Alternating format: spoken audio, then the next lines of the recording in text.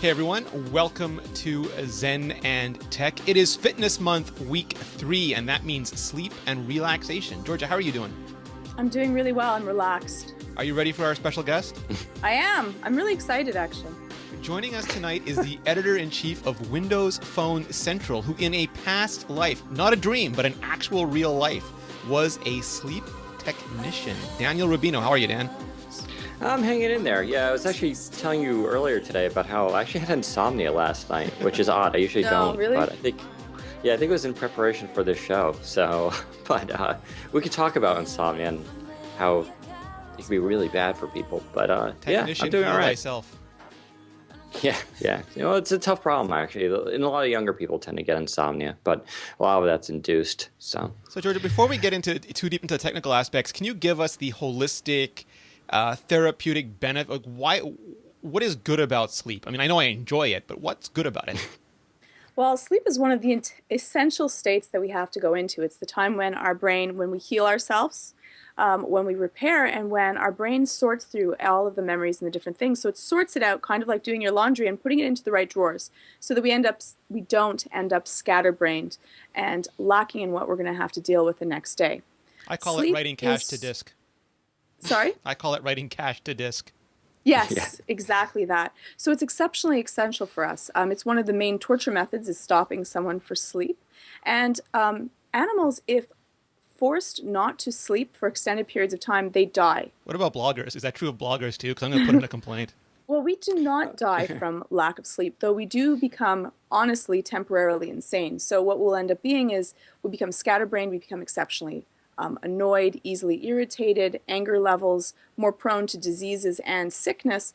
Plus, we end up becoming exceptionally paranoid. We can't form thoughts. So truly temporarily insane, 3 days, 0 sleep, you're going to start to feel a little bit of paranoia. So it's really essential to have a good sleep habits. Although I will say you can actually die from lack of sleep, and there have been documented cases. There was probably not too surprising in South Korea. There was a case recently of someone playing StarCraft for a very long duration. Now, there are obviously other complications. You don't necessarily die from actual lack of sleep. What you die from is the physiological changes in the body, including increased heart rate, and that could exacerbate other existing medical conditions that a person may have. Although this person was pretty young, but combined with smoking and caffeine, the hypertension at the heart, it can really, be a bad thing. So, yeah. So what's the difference between sleep and relaxation and meditation and napping? I mean, we hear all these terms tossed around, and I know sleep feels better than the other ones, but is it actually? Well, it's interesting because so when we are at a really calm, relaxed state, it's when our body is going to choose to use resources for healing. So sleep and relaxation and times of meditation, we can let our body go through times where it's going to say, okay, I might as well spend time repairing cells, dealing with any free radicals that may be running around our body, and keeping us kind of in a state of maintenance. When we're highly anxious, or if we're really awake or we're doing a lot of physical activity, our body is going to choose to spend its time dealing with resources to keep us alive, to keep us active, and to keep us moving. And that's why states of being in excessive stress for long periods of time, our body's going to decide, listen, you're running from the tiger now, I'm not going to choose to use my resources to calm me down and heal.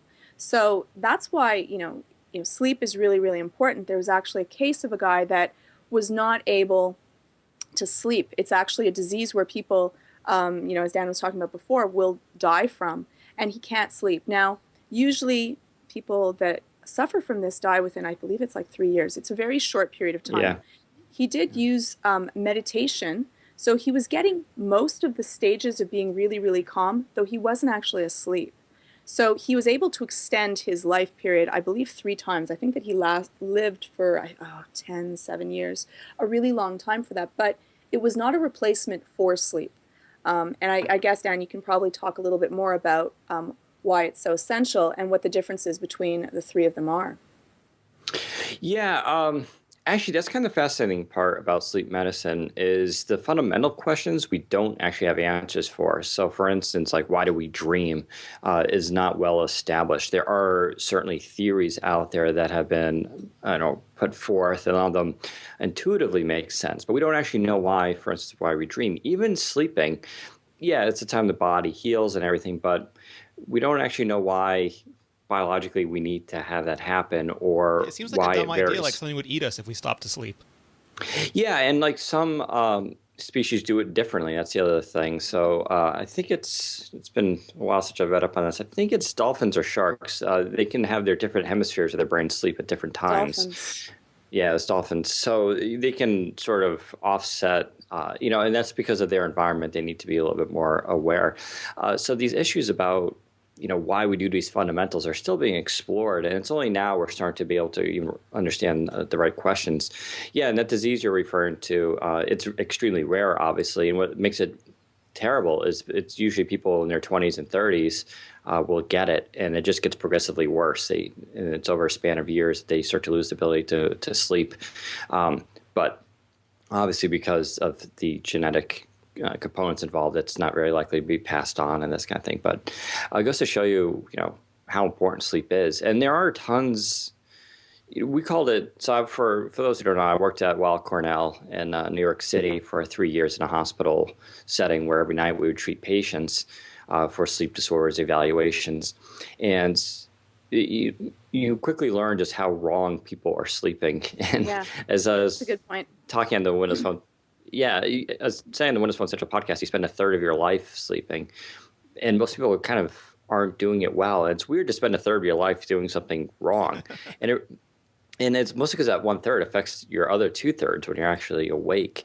We all know, what it feels like to get a good night's sleep, but there are a lot of the environment we're in right now, evolutionary, speaking, is very different from the way the body evolved. So, for instance, we stay up now with the inventions of lights. We can stay up now in darkness. I myself like to stay up to 2 a.m. And when I was a sleep tech, we would stay up all night.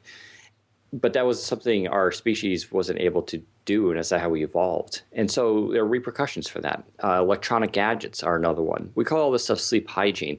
And what it is basically this idea that before you go to bed, you shouldn't do certain things, and you should always get into certain habits.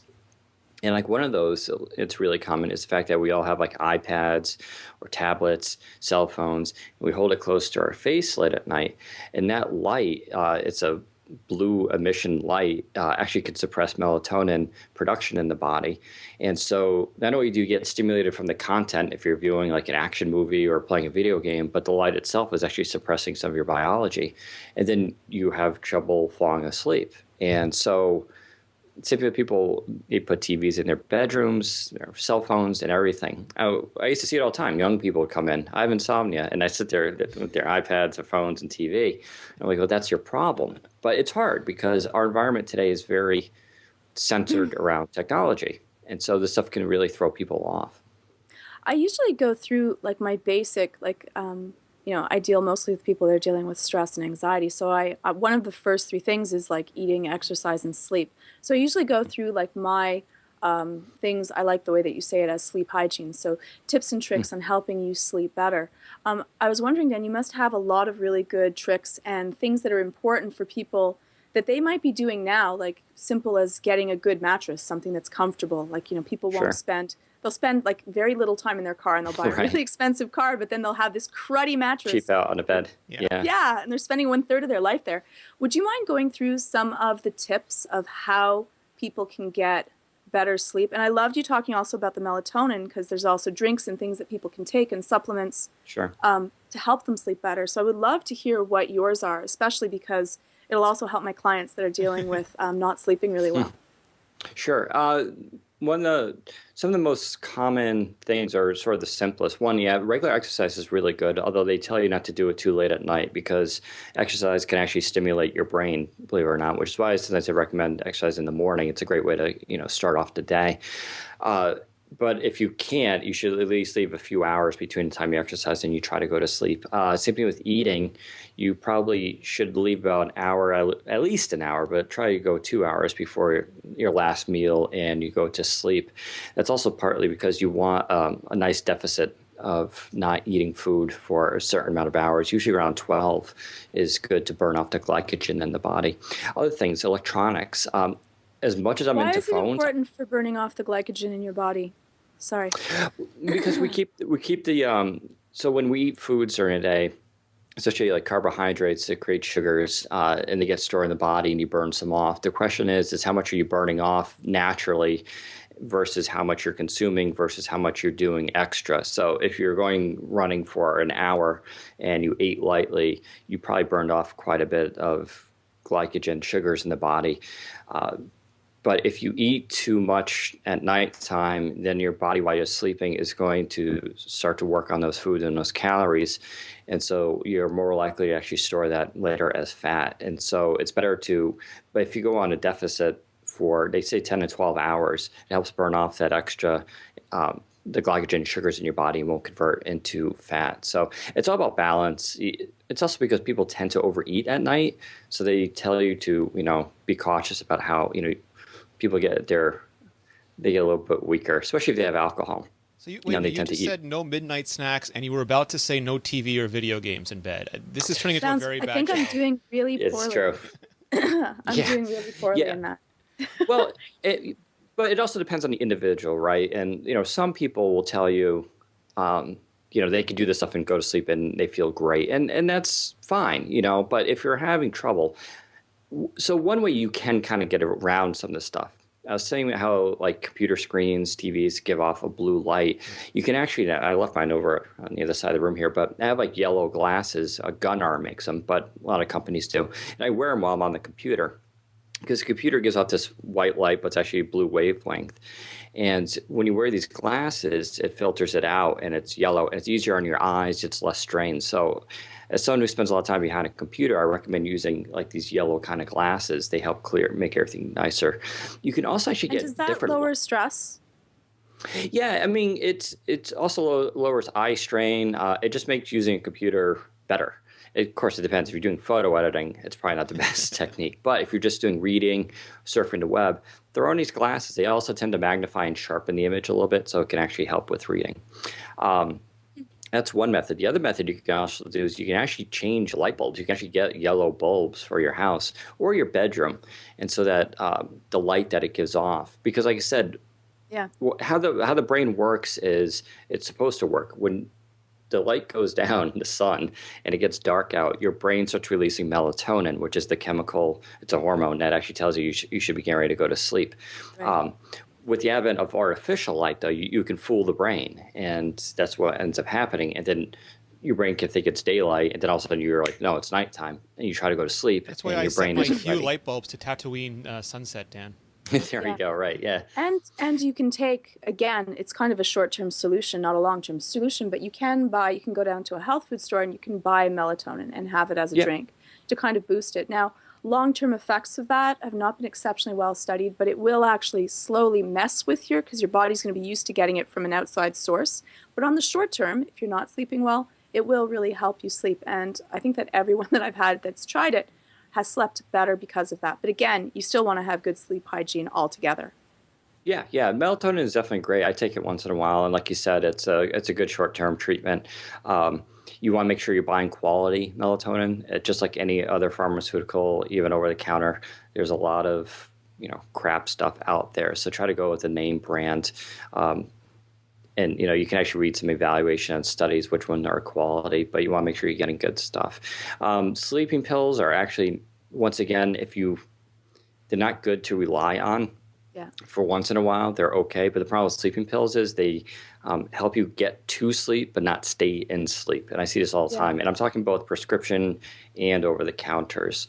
And so you're missing one of your sleep cycles, right? So right, yeah. So you're not really getting exceptionally good sleep. So a lot of people take sleep pills; they become dependent on it, but they're not going through all of the regular sleep stages, which are essential for us to feel rested.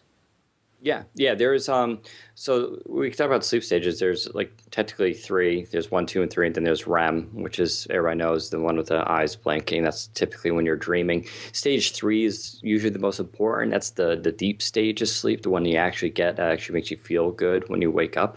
Although as we get older, we get less stage 3 sleep than normal. Stage 1 is the one where you're just kind of dozing off and your brain starts to drift a little bit. And then stage 2 comes about 15 minutes into that. And so you go through these stages. They're roughly 90 minutes all together. That varies with age. It varies with the individual. That's give or take. This is why when I say if you're going to take a nap, you should only take 20-minute naps or an hour and a half naps, give or take, by factoring in how long it takes you to fall asleep. So add 10 minutes if it takes you that long. The reason for that is because, and everybody can probably identify this with this, is when you wake up from a nap and you're in the middle of, say, stage 3, you're going to be very groggy and out of it. That feeling when you wake up and you're like, what day is it? Or is it, is it nighttime? Is it day? Where am I? That feeling is because you were in a deep stage sleep and you woke up. But other times you wake up naturally and you feel great, right? That's the deal with sleep stages. So if you can take a 20-minute nap, it'll prevent you from going into the deeper stages, but it'll give you enough to rest your brain. If you take an hour and a half nap, presumably you're going to go through all 3 stages and you'll be coming out of it. And that's probably the best method for taking naps. Getting back to going to actual bed, though, like I said, stay away from, try not to, the best thing, honestly, is to read before you go to bed. It's that old sound advice. But I would, again, advise not reading on, say, an iPad. I would use something like a Kindle, the e-ink one that doesn't have the backlight on there. Yeah. Or if you're going to use... Yeah, in order to hit sleep, you want to keep your brain to be able to be calm. So you want it to be active. It's why counting sheep doesn't really work, is that it's not, you're still going to be able to perseverate, worry about things in your day-to-day life. So what does perseverate mean? Perseverate means when you're rethinking about different things that cause you a mild amount of anxiety. But that's going to be like listening for the tiger out to jump out at you, and it's going to keep you awake. It's like, the same reason why we go through sleep cycles. My boss is being mean to me at work. How am I going to deal with this? Yes. Sure. Okay. And so that's not going to let you go down to your stages of sleep. So you're never going to hit alpha, beta, delta waves. I think those are right. Right. And so you're not going to be able to go down through them. And the same thing happens, like we wake up 5 times, sometimes 6 times a night. And so even during those cycles for people that wake up, you want to make sure that you're keeping your mind mildly active, thinking about how comfortable my pillow is, so you don't become active again and too aware of your surroundings, and then you're awake again because you're anxious during that period of time. And they even say after, if it's 30 minutes and you're still laying in bed and can't fall asleep, you should get up and try to read or do something. Otherwise, it's going to become self-reinforcing that you're very conscious you can't fall asleep, and that could be very bad too. We can talk about alcohol. I know Rene knows this. As bloggers and writers, alcohol is sort of a part of our life, but it's actually very bad to have alcohol before we go to sleep. Espresso, Dan. Yeah, right. Together as a shot, yeah. There's this old expression of a nightcap, just having a little bit of alcohol before you go to sleep. And while it's true alcohol helps you fall asleep, sort of like a sleeping pill, it's really bad for maintaining sleep. It actually suppresses REM sleep, so you tend not to dream early on with it, although later on it can rebound with it. And you also avoid stage 3 sleep, the one that actually you really need to feel rested. And so it could also cause things like periodic limb movements where you're twitching, restless leg syndrome. I used to have that in college. It feels like you want to run in bed. That's also because, what were you going to ask? Sorry, can I ask about that? So how do you deal with restless leg syndrome, and what causes it exactly? Because, It's funny, actually, RLS is actually, and I don't have the name with it, it's actually moved recently from a syndrome to an official disease. So what causes it, it's a neurological thing, obviously. There are some external potential reasons, and they usually treat it with medication now, and it really helps people. Restless leg syndrome is, it's actually... There's some confusion here. RLS is actually a feeling of when you're awake too, and your legs are kind of moving. They always feel uncomfortable. Yeah. When you're actually sleeping, it's actually called periodic limb movement, and what we see is people kicking and twitching. That can also be tied into what's called REM behavioral disorder, RBD, which is it's kind of rare, but you see it a lot of times in males too, where this gets a little complicated. But when you're in REM sleep and you're dreaming, the brain is really smart. It actually cuts off motor control from the neck down. So you don't beat up your wife or husband, and so you don't act out your dreams, and so you're basically completely paralyzed. And some people that doesn't work very well, so they'll actually act out their dreams and they'll punch and react, mostly kind of like a flinching kind of thing. So that combined with periodic limb movement can both affect that person who doesn't feel like they're getting rested sleep, as well as their partner who's, has someone next to them flinching all night. Right. Yeah. So usually it's treated with medication. different types out there, and every doctor has their own method. To evaluate it, people who are suspected of it come in. We put sensors on their legs as well as the ones on their head for electroencephalograph, and we basically record the muscle movements and seeing how often they twitch. There's always some movement and twitching during the night that's legitimate, but when it reaches a certain threshold is when we count it as this as So a if they're PLM. not asleep though, Dan, would that be considered restless leg Yeah, syndrome, or would it be correct. considered periodic? What was the Limb other one? movement. Periodic No, limb. yeah, when they're awake, it's considered restless leg syndrome, and that's a different. That's actual, like I said, it's an actual feeling in your legs. Some people report it as like a crawling feeling, a tightening, or cramping. Uh, something just really uncomfortable with the legs, and they got to constantly move them, and it's never comfortable. That's different from periodic limb movement, where you're not actually conscious of like your legs being uncomfortable. They're just naturally kind of like moving and Is there a different thing? flinching. Because like once a year, I will have like about once a year, I'll have this feeling like I'm falling in a dream, and I'll wake up and for a second think I'm falling, or kicking in a Yeah. dream, and I'll wake up and for a second I'll feel like my leg will actually kick, but it's incredibly rare. Is that the same thing, or is that just Those are called hypnic jerks, and they're very common. They're nothing wrong. Some people have them more than others. They can be influenced by things like GABA in the brain and different levels of the neurochemicals going on. But it's a common thing that as you're transitioning between certain sleep stages, some people experience that. Things like stress and anxiety can increase that. But it's in of itself, they're not too bad unless I've seen a case where every time a woman would transition to a stage of sleep, she would get that. And we're in the lab. Yeah, and it would be quiet. I'll say, here we go. And she would like freak out because yeah? it happened Poor every single time. husband. Yeah, yeah. And so something like that, obviously, that's a problem. But even I get that. There's also sleep paralysis, which I'm sure some people listen. Go through what sleep paralysis is, because that's a real scary Yeah, I one. used to have this too, and I'll explain. Really? I even have my own theory about what is causing this. So sleep Tell me about your paralysis. theory, and explain to everyone what sleep paralysis is, because I have a lot of people that believe that they're seeing the supernatural, or et cetera, Sure. et cetera. And Yeah. I've had two experiences of sleep paralysis. Probably some of the scariest things I've ever experienced. Sure. Yeah, and that's just it. I think a lot of this, alien abductions and, people have nightmares is associated with sleep paralysis because it is paranoia and fear is strongly tied to it. It's always a negative feeling. It's never positive. So getting back to the REM thing where I was talking about when you go into REM sleep and your body is paralyzed from the neck down, you can't move. This is actually why when you're in REM sleep and we're measuring all the muscle movements and the brain activity, you can tell someone's in REM. We put sensors on their jaw line here to see people grind their teeth. And during REM, it goes very flat because the muscles get so relaxed. You also see a lot of obstructive sleep apnea, which we'll talk about after, during that stage because the muscles get relaxed, the jaw slides back. So that's what happens. You're completely paralyzed and you're dreaming. What can happen, though, is basically the brain can switch back to a different stage of sleep for whatever reason, but the body still stays paralyzed. So your eyes will open during that stage. And now you're experiencing a dream, but you also have your eyes open and receiving information that way, too. And you're kind of getting two streams. And so you get this feeling of I remember I used to see my room, but it would often be like my door, like the kitchen door would be open, and I was worried someone's walking in.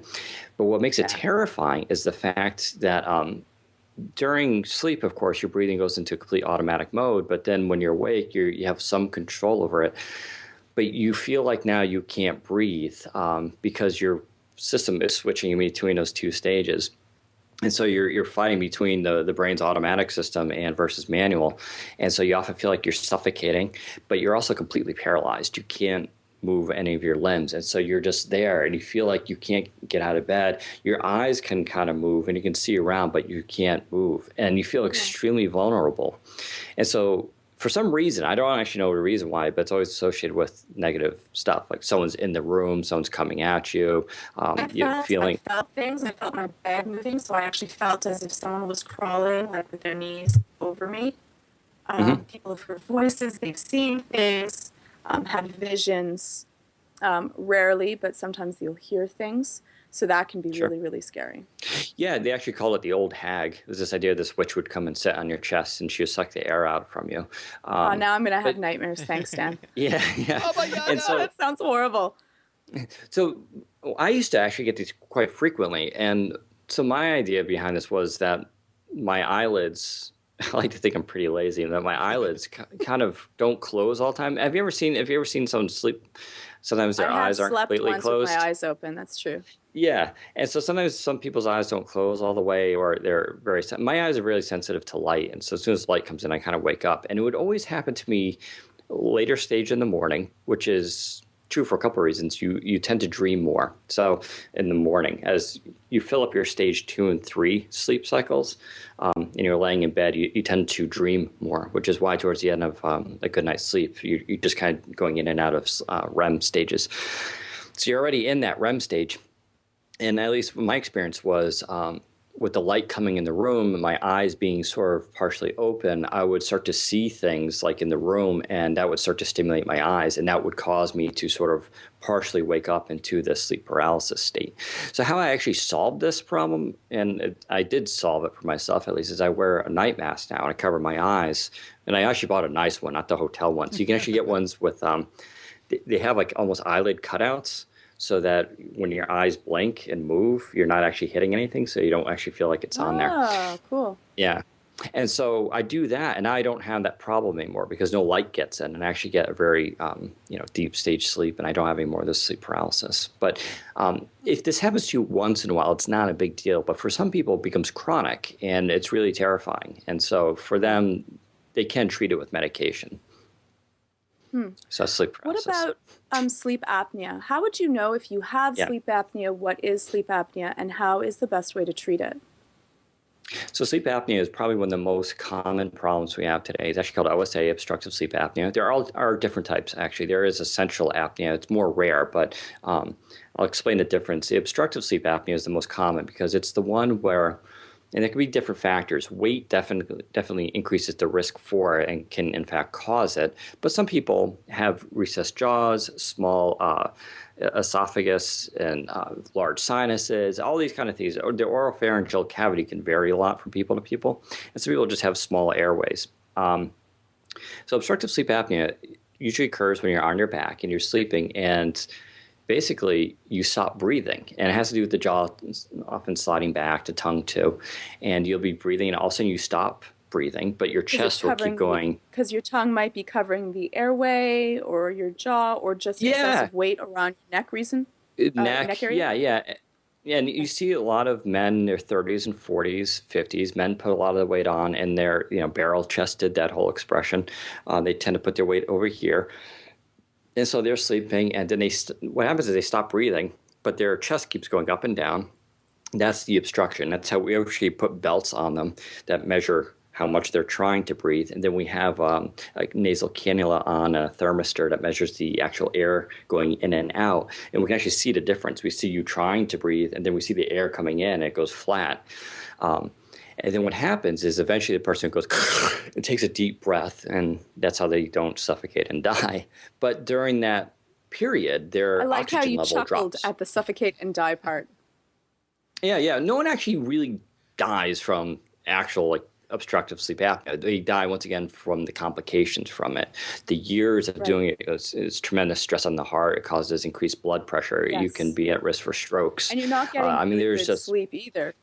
And you're not getting good sleep, and it's cyclic. So what happens is people tend to they don't get a good night's sleep. They feel terrible. They get up.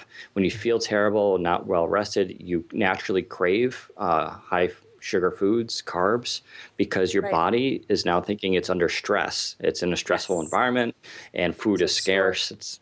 And then so you start eating crappier foods, and you don't feel like you're exercising because you're tired, and you put on more weight. And so paranoid, you can't function, get new thought patterns, and you can't remember things. Does it matter, Dan, which way you? I mean, because people. For a long time as a child, I slept on my stomach. Then I ended up sleeping on my side. I don't think I ever sleep on my back. Does it matter which way you sleep? It depends. If you're healthy and not having problems, it's totally fine to sleep on your back. It's only an issue if you have OSA, and people tend to have their partners will tell them, like you were gasping last night. Now, if it happens once in a while, it's okay, but we have it's not random. We don't just go, oh, you did it once, you have OSA.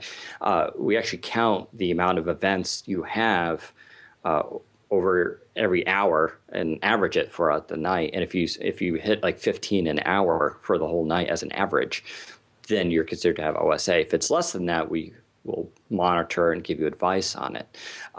It depends. And there's also oxygen desaturation. If you thought that you have it, you would go to a sleep clinic, that you would sleep at the clinic, and they would be monitoring you during that period of time to find out whether or not you would, need a breather, the little fighter jet pilot things, right? Yeah. So there's the sleep masks that basically they're higher pressure air. It's just air from the room that's compressed, and you're like a tire. And every time you take in a breath, it's compressed air that basically inflates the airway, and so it keeps your throat, your passageway open. We determine the right pressure through a calibration where you come in with the mask and we sleep, and we just remotely adjust the pressure. Do you sound like Darth Vader while you have that mask on? Some people kind of do. There's ones that just cover the nose. There's ones that cover the nose and the mouth. And so there's different types, and, it depends what people find comfortable. Some people who are borderline can sleep on their sides, because if you sleep on your sides, you do tend to do better. Some people have apnea on their sides too, but for the most part, they're a lot less. The worst is basically being flat on your back. That is like the chronic position. Sleeping on your stomach is usually okay.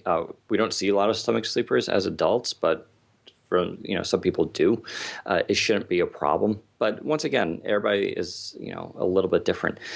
There's also a new thing now, URS, upper airway resistive syndrome, which is not quite sleep apnea, but and I actually kind of have this. It's just narrow passageways for the nasal, and I breathe fine. I don't gasp or choke during the night, but I tend to have to sleep with my mouth open. So I end up using those breathe right. A breathe right. Yeah, that's what I use. So I use a breathe right every single night, and it actually helps me tremendously. Some people, even my own lab, used to sort of like, "God, those things don't do anything," but they really do. For people who are borderline or minor, it actually does open up the ability to breathe through your nose, and so. For me, I can breathe through my nose now when I sleep, and I don't have a problem. Long-term solution, they can actually do sort of like a boring of your nasal passages and kind of clear out some of the excess tissue.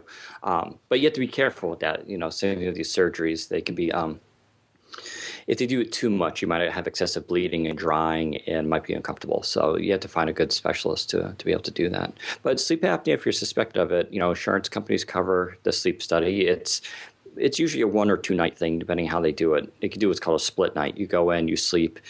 If you have apnea, and usually we can tell in about 2 hours, we can tell if you have it or not. We'll put a mask on you. Then we spend the rest of the night fitting the mask and titrating it. But it's imperative. If you don't do this, you, like I said, increased blood pressure, risk of heart attack, stroke, depression, higher cholesterol. It just goes on and on. Every thing related to your health ultimately stems from having a good night's sleep. And if you're, tricking the system every single night and having these issues long term, it's going to be really bad for your health. And I can't stress that enough. It changes people's lives. I know quite a few people on CPAP. That's what the machine is called, continuous positive air pressure. And for some of them, they feel like $1 million. They usually tell you they haven't slept like that in years. In fact, usually it takes a while. Like it takes a little while to get used to sleeping with the breather on, and having it comfortable. But then after, your sleep quality, the difference between that makes it well worth the 2 weeks of slight discomfort. Yeah, totally. In fact, what usually happens is when you have obstructive sleep apnea, like I said, you tend to have it during REM sleep, because the body's completely paralyzed and relaxed, everything kind of slides back. And so what happens is those people tend not to, they often say they don't dream anymore. And so when you put the CPAP on them, all of a sudden their brain goes into REM sleep. And it's just like, oh my God, it's undisturbed now. So it can actually stay in REM. And then they actually experience what's called REM rebound. Most people only spend about 15 minutes in REM per cycle. But I've seen people up to 4 hours in REM. Because their what happens with REM is that if you don't have it, you're going to, for a while, it's stored. You need to get your time, so you'll sleep for a really long time during your REM to make up for the time you haven't had it. What about like a lot of the urban myths we see? Like, is it actually better to sleep before? Is sleep before midnight better than sleep after midnight? Does the length of time, the 6, 7, 8 hours matter? Once again depends on the individual. I would say for most people, yeah, not necessarily before midnight, but normal sleep cycles are going to be between 8 and 10 is probably pretty normal. But there's diurnal, biurnal people, meaning this whole area is called chronobiology, by the way, and it's a study of circadian rhythms. And what they found out, not only are they circadian rhythms for the brain, but they're circadian rhythms on a cellular level as well. And so you end up some people are night people. I'm kind of a night person. I love staying up to 2 a.m. I actually cognitively function better at night. And some people are morning people. Some people are like, 5 a.m. they're up. I'm the opposite of a morning person. I cannot do mornings. It's nothing to do with getting used to it. If you get me up early cognitively, I won't function. But nighttime, I tend to do better. So, and this is sort of where being in a modern society is kind of troublesome, because you could be a night person and not a morning person, but the work environment doesn't dictate or allow you to, have that choice. Unless you become a blogger. Yeah, a blogger or a sleep technician. Well, no, because then Kevin will call you in the morning and wake you up anyway. Yeah. Like if I had to be up every morning at 7 or 8 in the office, that kind of thing, I'd probably be pretty miserable because, and I was like that during grad school. My brain just didn't work. And they know this. I mean, all the science points to the fact you do math better around 2 or 3 in the afternoon, but we don't care because we put kids in school at 8 and 9 a.m. And so they actually know that you can do certain things better at certain times of day. They say exercise is actually better in the afternoon than in the morning. Like physically, you'll feel better and have more energy to actually do more. So all this stuff is sort of evaluated and studied, but the fact is society does its own thing, biology does its own, and you need to try to compartmentalize that. As far as how much sleep you should get, once again, it depends. I average about 7.5 hours. I used to be able to sleep 10 hours. I couldn't sleep 10 hours now if I, tried. I just couldn't. As you get older, you tend to need less rest. People in their 50s and 60s, 70s don't sleep nearly as much as they used to, and they'll always tell you that they don't dream anymore, or they only sleep for a couple hours and they wake up. Eat, they turn into robots. I don't know what's happening. Kind of. Whereas children, I had children, child patients. Actually, I was kind of the child guy because for some reason, I don't know, kids, as much as I don't have kids, but I get along with kids really well. But, they're really funny. They go into stage 3 sleep because stage 3 is really important because that's when human growth hormone gets released into the body. And that's the stage where you need HGH because that's just how you grow. That's why they call it that. And so when you're a child, you actually need that. Otherwise, it could cause all sorts of issues. So it's very important for children. But as you get older, you need that less and less. So that's why that cycle dies down. But, this is the thing with getting older, right? This is a problem right now in the United States. It's a reason why science is getting so focused on this.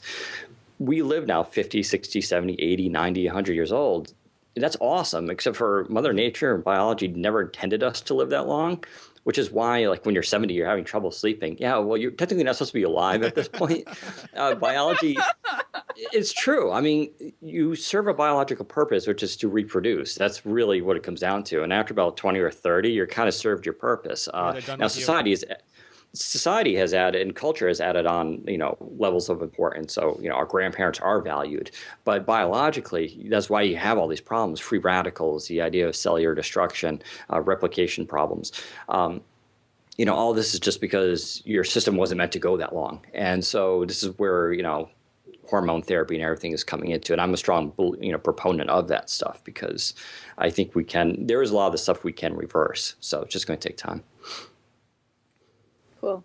I want to ask one more question, and that would be about people that suffer from night terrors. And how do you treat that, or do you treat that?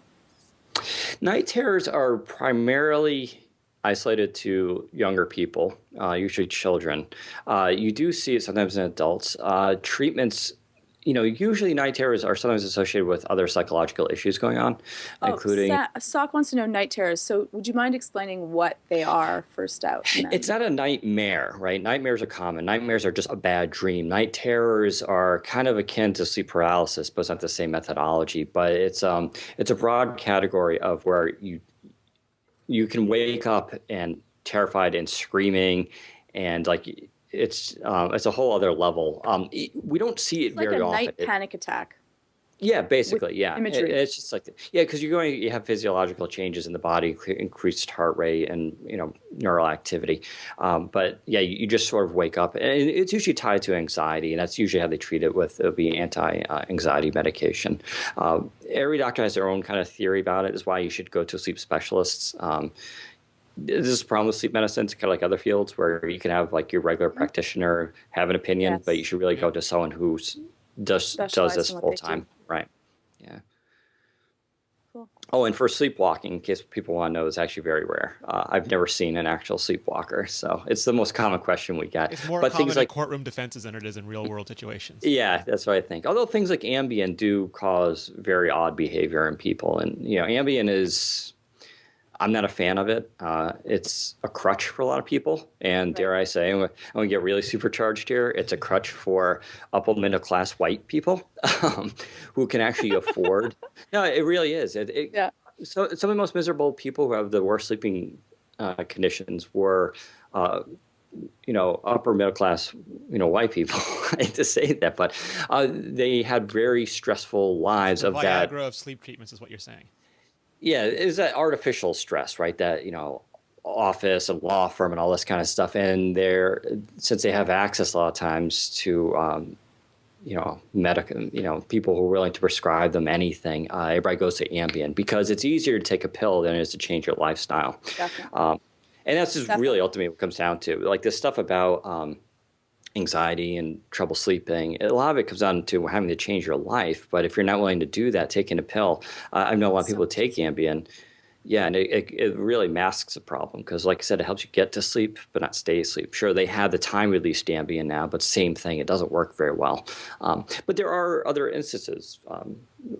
Postmenopausal women are in a tough situation. A lot of hormone changes that go on there, and that needs to be looked at and studied better. And Ambien there too doesn't work very well. It can help some people, but these are issues that really need to be sorted by science, and it's tough.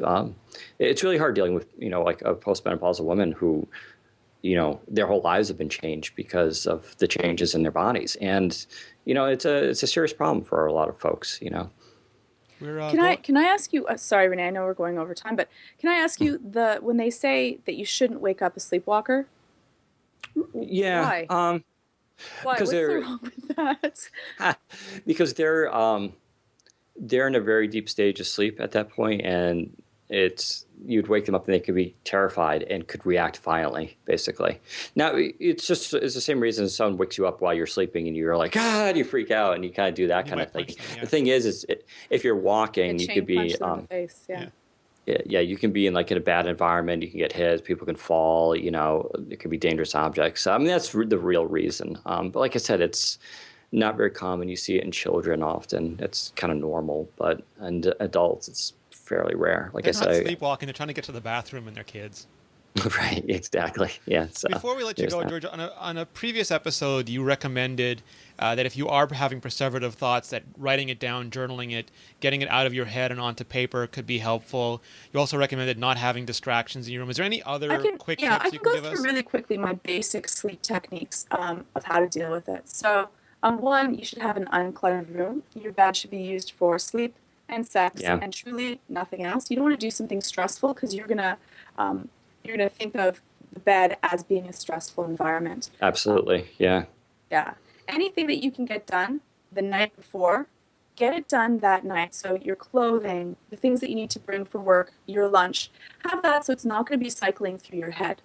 Anything that you might have worry about, you should write it down on paper along with your solution. Put that right next to your bed. So again, it's just going to stop you from worrying about it. Clock, turn it away. You're going to be looking at Hmm. it through the night and then calculating how long you have left to sleep or being mean to yourself about how I didn't fall asleep. We sleep better, it's a cooler room. So just a little bit cooler because the night times we're used to be cooler. So now with our temperature down houses, we're used to sleeping in warm environments where you can go to sleep, you're probably not going to stay asleep. I have a calming sleep routine, so I always have a bath before I go to sleep. And I usually read, I surf the web. I'm sorry, Dan, I'm going to feel bad now. I'll change That's it fine. and wear yellow glasses. But I usually just do something that's calm, keeps my mind busy, and lets me stay Hmm. asleep before I go to bed. What about Once white I'm noise or stuff like that? Pardon me? What about white noise or stuff like that? If you have kids and they're making noises, or if you're exceptionally prone to waking up for sounds, yeah, you can get there's sleep sounds websites. Mhm. You can put it on your phone. You can listen to passive relaxation tapes just to keep your body soothed and relaxed and let yourself go quickly through the stages of sleep. Plus, tell yourself this is your job. Your job is to go to sleep at this time. It is not your job to be thinking about what you're going to be doing during your day. Your job is to go to sleep, and if not, just lay there for a little while and let yourself relax. I play distraction games just so that I'm not going to think about anything that's going to make me anxious. So, word games, I think about something fun, fluffy, but entertaining. Counting sheep, it's not enough to keep our brain active. We're going to be thinking about something that's worrying us. If I wake up during the night, because we wake up naturally during the night just to turn over, to flip over, to move our blankets, to make sure that we're warm or hot, what I do is I think, what a warm, comfy blanket. I'm so safe and comfortable there. And then usually I can go back to sleep not even remembering that that even happened. But as Dan already mentioned, if I'm up for like 20 or 30 minutes, then I get out of bed, I relax, cool down, and then usually I'll have like, maybe I get a little bite to eat because I'm often hungry. So that's what Yeah. I have Yeah. for me, just something small. And then I'll have like a bath, something soothing, be relaxed, and then go back to sleep, just so that I don't correlate the bed with being anxious and frustrated. Right. Yeah. No, those are great points. Yeah, the thing about keeping your bedroom as a sanctuary just for sleep is very important. All too Right. often, people want to do their work in bed, writing, laptop. Even reading can be bad too, because then you start associating it with entertainment, sitting watching Yeah. TV. Yeah, keep your bedroom just for sleep, sex, and No, that's it. yeah, no halo in bed. No halo. Get light blocking curtains. I have those. That's a good one. Because Yeah. I used to have to sleep during the day, so I get it. And they're not that expensive, but they're thick. They're double lined, and so they block out all Ah, the sun. I use a sleep mask. I actually use earplugs, and I ah. use my Breathe Right nasal strip. Yeah, someone can murder me pretty easily, I think, in my You sleep. sound like Daredevil, Uh, Dan, in that immersion tank. yeah, it's kind of like that. But that's how I do it. I need to shut off all my senses because I'm really sensitive. If I hear a noise, my brain wakes up, and if I don't, I don't need to be conscious. I don't need to wake up like, what was that? But it's enough to knock you out of a Yeah. stage of sleep. I used to do it as a sleep technician. We had techniques of waking people up, and you can actually change their brain waves just by making a couple of noises. But Cool. yeah. So you may not be conscious of these things, but they're enough to disturb your sleep. And so between all those things, and like I said, just be consistent. If you go to bed at 10 o'clock, try to do that every night.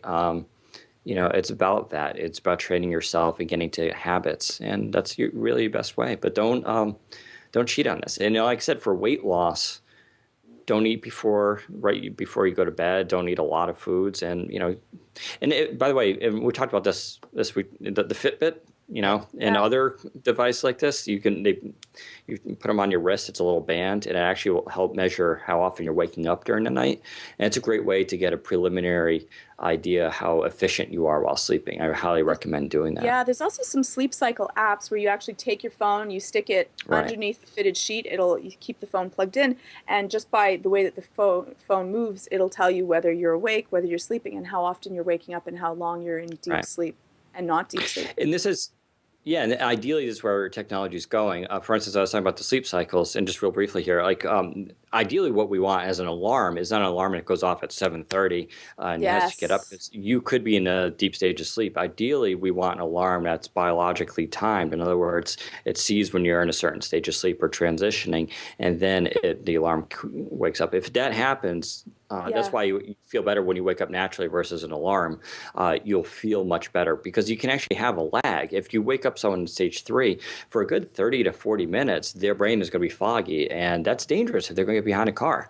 And so this is where technology is moving. Some of this stuff is already There, on the market, I and it's think going that, to get yeah, better. there is definitely a sleep Mhm. cycle alarm. I think that's actually a really good idea because it would be nice to Yeah, wake up and be refreshed in comparison to not. So that would be something that would be really good. right. I think I know of two of them, but we should probably put it in the show notes. And then I Yeah. guess invest in a really good bed. Like get a Yes, bed right. that's Yeah. comfortable. Oh, Every Dan, every soft 10 or years. firm bed? What is better for your sleep?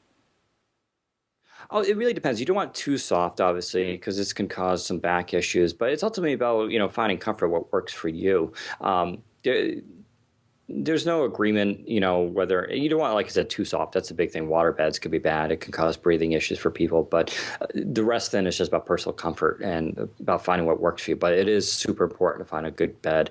You do spend, like you said, a third of your life in it. And you should change the mattress every 10 years. You should flip them regularly, actually. That's the other thing you could do from corner to corner. Every couple of months, they recommend you flip it. And if you can flip it the other way, too, you could do that. Helps even out. Just like rotating your tires on a car. It's no different. And if you can, I mean, the firmer that you can go, it'll take more stress off your body, because it's like a foundation of a house. If it's all mushy, the house will sink into it, and it needs to be stronger to support it. And if it's really firm, then the weight goes into the bed and not in your body, and it can actually help relax you. That's the other thing. I also have a knee pillow. Tell me about the pillow. I have a thing now for getting a really good pillow, and I have not found a pillow yet that has reached my satisfaction for sleeping. Like they have those Soba Husk pillows. Space foam. I do. I have a foam contour pillow that fits underneath the neck, and it's good because it keeps the space between the neck and the head filled, but also allows your your jaw to be clear. For me, that works the best, and the comfort foam is good. I also have the knee pillow because I can get lower back pain. And I noticed as I worked out, my shoulders got wider. Sleeping on my side caused me back issues because it was like so putting a knee pillow, they make special contour ones. You just put it between your knees. It helps keep your spine straight. Is that like the ones that you get for when women are pregnant? Yeah. Oh, yeah, of course. Yeah. Yeah. Because they go through a lot of changes, right, with their spines too. So things like that and they're cheap. I mean, we're talking $20-$30 here at most, but something you're going to use every night. 8 hours a day. It's well worth it. Right. Yeah. And you just, like I said, keeps your back straight and you'll feel much better in the morning. Also stretch in the morning. Awesome. So, Dan, if people want to find out more about you, more about WP Central, where can they go? Go to WPCentral.com, which unfortunately we don't talk about sleep too much, but we'll talk about a lot about Windows. Ask him in the forums. Yeah, right. We can do it in the forums. But yeah, we'll talk about Windows Phone there. If you want to follow me on Twitter, that's Daniel_Rubino, Rubino.